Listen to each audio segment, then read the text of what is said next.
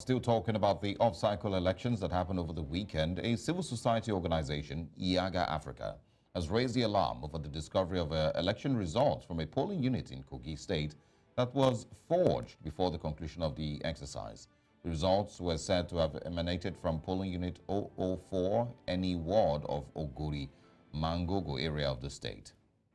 YIAGA Africa revealed this via its handle on X, urging the Independent National Electoral Commission, INEC, to investigate the results. In the alleged results, a copy of which was attached to the post, the APC polled 200 votes, AA scored 1, while ADC, PDP, and SDP got 2 votes each. Joining us this morning to speak on the entire process is Mark Amaza, Senior Communications Officer at YIAGA Africa. Good morning. Thank you for joining us. And thank you for having me. All right, let's get into the conversation proper. Those numbers we're seeing, give us a proper explanation exactly as to what your research came to us from the elections over the weekend.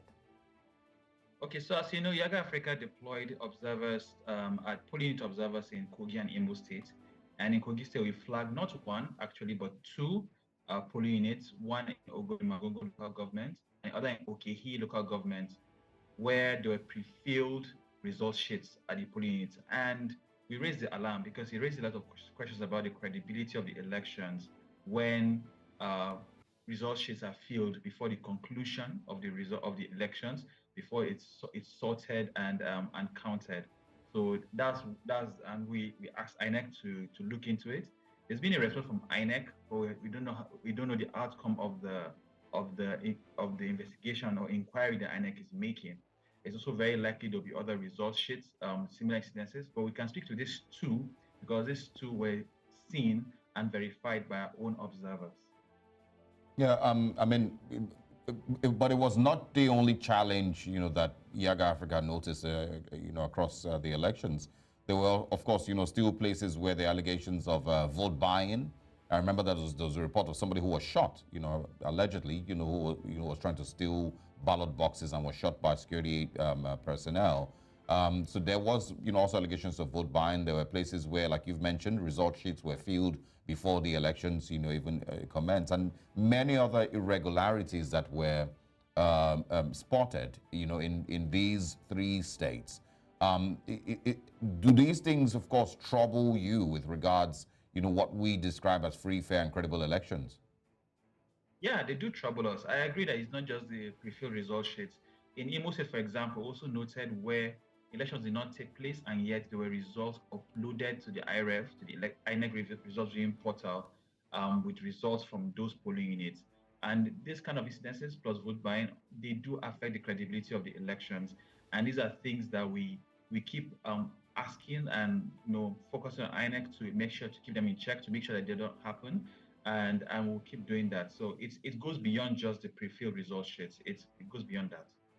All right, what would you say are your recommendations going forward? We know that elections, they're still, of course, going to be contested, as we're seeing already. They are being contested. So what would you say are YIAGA Africa's recommendations? So while we are yet to come up with a final statement regarding the elections, we'll do that later today. One of the things we actually had, is for INEC to look into these incidences and to bring to book those who were involved in whether it's pre-filling the result sheets, whether it's those that were involved in uploading results for where elections did not hold, to look into them and to sanction them. We only think that will send a very strong message to possible future offenders to not engage in such actions. Also is to ensure that these kind of things are prevented, because whether they're substantial or not, they go a long way in diminishing the confidence people have in the process. We should not have elections and then after that begin to discover such irregularities. It robs the process of credibility, and it becomes a harder job convincing citizens that their votes do count to come out and vote. So these are things that INEC need to really look into. And of course, while candidates have the right to take it to the courts and challenge elections, we also hope that the courts will do justice, not just judge the cases, but actually deliver justice on these issues. Yeah, I also want to know, if we, the way that I describe it, is that, yes, there's an electoral act, there's the BVAS, there's the IREF, there's these little details here and there that have been put in place to ensure that it is harder, to falsify election results or to rig, election results and whatnot. But it feels like, persons would always somehow, some way find loopholes, maybe because they understand that the system can always be beat. So how do you think that we maybe can put that, in the past? How do we completely get a situation where the Nigerian thing, would not continue to happen to our elections, where people can always find these loopholes to beat? The freedom. I mean, there's a level of confidence that you would have to forge election results and bring, fill election result sheets and bring them with you to the polling unit and to be caught. I mean, it's confidence that comes from knowing that there's somebody behind you that has told you go ahead and do it, because they almost feel like it's something that they've been doing for a while. It's nothing new. So how do we get to a state where the Nigerian factor would no longer be affecting, our electoral process? The one thing to note is that electoral reforms do work. We've seen that in the last cycle. There were some reforms around institutionalizing, like, for example, voter accreditation with technology. The BVAS worked and has been working. However, they only work perfectly when stakeholders follow the law, whether it's INEC, whether it's political parties and candidates follow the law, security agencies. A huge issue we have, and I've said this, I think I said it on the last show, is the political culture we have, where our politicians believe win at all costs.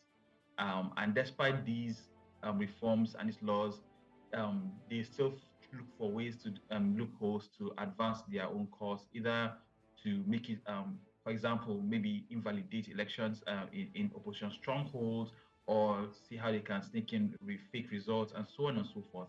There's still need for strengthening the law, for the electoral legal framework in Nigeria, whether it's in terms of how we make transmission results mandatory, or eliminating ambiguities around INEC's powers to cancel elections and so on.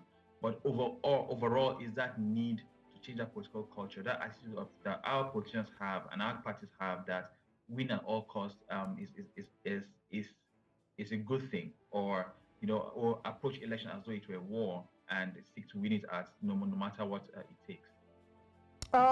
There was a report, of course, that YIAGA Africa did call for the arrests of electoral officials and INEC officials who were involved in voter fraud. And I'm asking this, I'm piggybacking on the question my colleague just asked, saying that what is it that how do we get to the point where people don't have that boldness to be able to carry out certain actions knowing that someone else is covering them?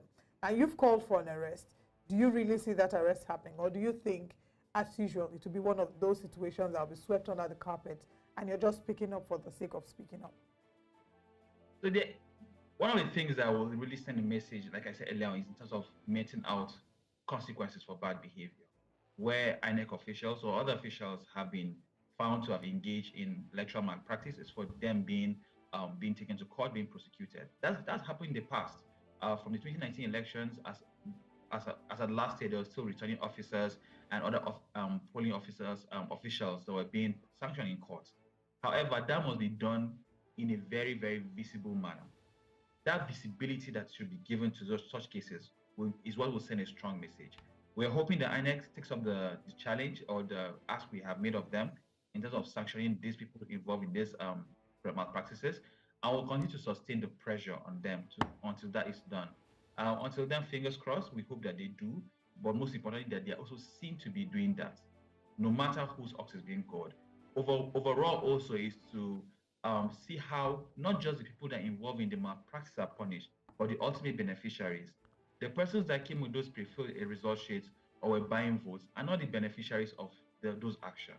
The beneficiaries are likely the candidates or people higher up on the party food chain, and those are where we need to also ensure that those people get sanctioned, get punished for it, so that actions that are being taken in their name or for their own benefit, they will be more intent in ensuring that people do not do those kind of actions. All right. Well, just to clarify, or just to also mention that there is I think it was a news report about 197 people or so, electoral offenders from February 2023 elections, that the government was still in the process of prosecuting. I don't know if they are, in custody, or they, are free and they are showing up for their court dates. I have no idea what the state is, but since February, we're currently in November. They are still in the process of prosecuting those electoral offenders from from the last elections. So like you've said, it may not give a lot of credence or confidence to the fact that if you commit electoral offenses, you will go to jail or you will be punished. I want you to also quickly speak on something before we let you go. Something that I noticed: the presidential elections in February, Imo State, for example, the total votes cast, for the PDP, the Labour Party, and the APC was about 460,000 on the average. And that includes, that's all, Peter Obi, I think, got about 352,000 votes. The others got 60,000, 30,000. But in this election, APC alone had more than 500,000 votes. Does that, say something to you? It's too early to comment on that, and I think these are the details that will reveal when we put out our final press statement verifying the results. But then there's a lot to unpack from it. But to go back to your earlier point around number of electoral offenders since February that have been arrested, as disclosed, this is one of the reasons why we've been part of the advocacy for the creation of an electoral offenses commission, a commission to try electoral offenders, because we have seen in times past where INEC is relying on the police to lead prosecution, and they have often dropped the ball. And INEC is not a prosecutorial agency. So there's that need for such a commission that will handle prosecution of electoral offenses. Unfortunately, that bill, while it passed at the Senate in the last assembly, it didn't pass at the House of Representatives. But we're hoping that in this new assembly that the bill will be reintroduced and that both chambers, both houses of the National Assembly will pass that bill and it becomes law, so that we can take that burden of the police and give it to an agency, propose bills for prosecuting electoral offenders in good time, not when we have these cases languish for a very long time. There's still cases from 2015, from 2019 that still haven't been tried. And a lot of times they end up falling through the cracks and are forgotten. But regarding the results in Imo State, I'm sure when we put out our final press statement in a couple of hours, we'll speak to that more authoritatively. All right, Mark Amaza, Senior Communications Officer at YIAGA Africa, thank you so much for joining us this morning. Thank you for having me.